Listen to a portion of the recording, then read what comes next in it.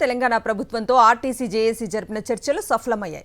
11% PRC ప్రభుత్వంలో RTC విలీనం, గుర్తింపు సంఘాల ఎన్నికలకు రాష్ట్ర ప్రభుత్వం గ్రీన్ సిగ్నల్ ఇచ్చింది. ఆర్టీసీలో గుర్తింపు సంఘాల ఎన్నికలు నిర్వహించేందుకు అంగీకరించామని డిప్యూటీ సీఎం భట్టి వెల్లడించారు. ఆర్టీసీ విలీన ప్రక్రియకు సంబంధించి హైలెవెల్ కమిటీని ఏర్పాటు చేస్తున్నట్లుగా ప్రకటించారు.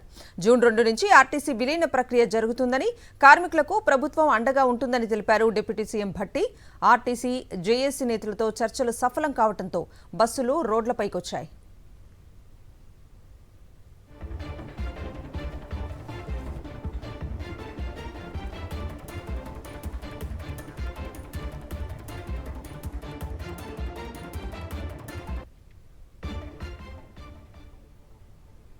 తెలంగాణ ప్రభుత్వంతో ఆర్టీసీ జేఏసీ జరిపిన చర్చలు సఫలమయ్యాయి. 11% పీఆర్సీ ప్రభుత్వంలో ఆర్టీసీ విలీనం, గుర్తింపు సంఘాల ఎన్నికలకు రాష్ట్ర ప్రభుత్వం గ్రీన్ సిగ్నల్ ఇచ్చింది. ఆర్టీసీలో గుర్తింపు సంఘాల ఎన్నికలు నిర్వహించేందుకు అంగీకరించామని డిప్యూటీ సీఎం భట్టి వెల్లడించారు.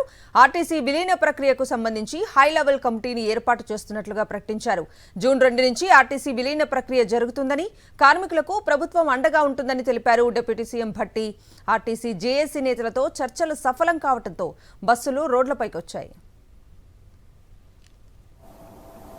ఆర్టీసీ విలీన ప్రక్రియ అధికారులతో మరియు కార్మిక నాయకులతో కలిపి ఒక అధికారిక కమిటీని ప్రకటించడానికి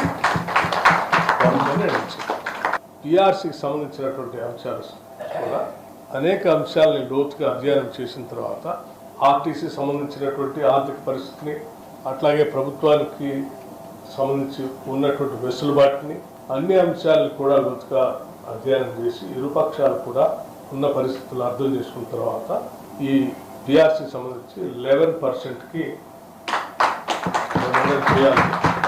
నిర్ణయించిందని చెప్పడానికి సంతోషిస్తా ఉన్నాను.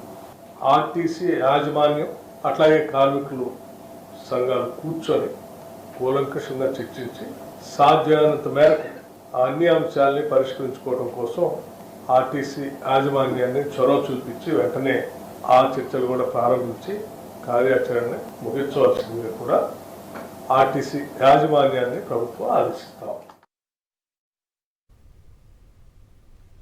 ఆర్టీసీ కార్మికులు సమ్మెను విరమించి విధుల్లో చేరాలని మంత్రి పొన్నం సూచించారు. యథావిధిగా బస్సులు నడపాలని సిబ్బందిని ఆదేశించారు.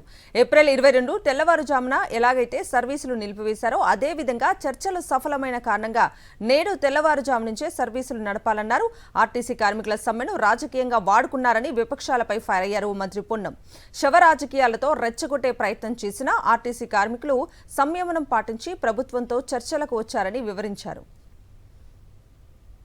తెలంగాణ వ్యాప్తంగా గత 3 రోజులుగా జరుగుతున్నటువంటి సమ్మెకు సంబంధించినటువంటి యాజమాన్యానికి, కార్మిక సంఘాలకు సంబంధించినటువంటి ప్రతినిధుల మధ్య జరిగిన చర్చలు సఫలమైనవి.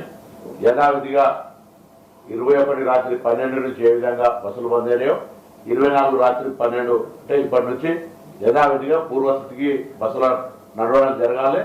అందరి విధుల్లో చేరి తమ కార్యక్రమాలు నిర్వహించాలని సందర్భంగా ప్రభుత్వం తరఫున కోరుతా ఉన్నాం, యాజమాన్యం తరఫున కోరుతా ఉన్నాం. ప్రతిపక్షాలకు సంబంధించి చాలా మంది రాజకీయ పరంగా శవ రాజకీయాలతో సహా అనేక రకాలైనటువంటి రెచ్చగొట్టే విధానాలు చేసిన మీరంతా సంయమనంతో సంస్థ మనది కాపాడుకోవాలని ప్రయత్నం చేసి మీ అందరికీ అభినందనలు. శాంతి భద్రతలుగా ఆర్టీసీ విలీనానికి తెలంగాణ ప్రభుత్వం అంగీకరించడంపై ఆర్టీసీ జేఏసీ నాయకులు హర్షం వ్యక్తం చేశారు. కార్మికుల డిమాండ్ల పరిష్కారానికి ముందుకు వచ్చిన ప్రభుత్వానికి కృతజ్ఞతలు తెలిపారు. ఆర్టీసీలో ఎన్నికలు జరిపించడం గొప్ప ముందడుగుగా భావిస్తున్నామన్నారు జేఏసీ నాయకులు.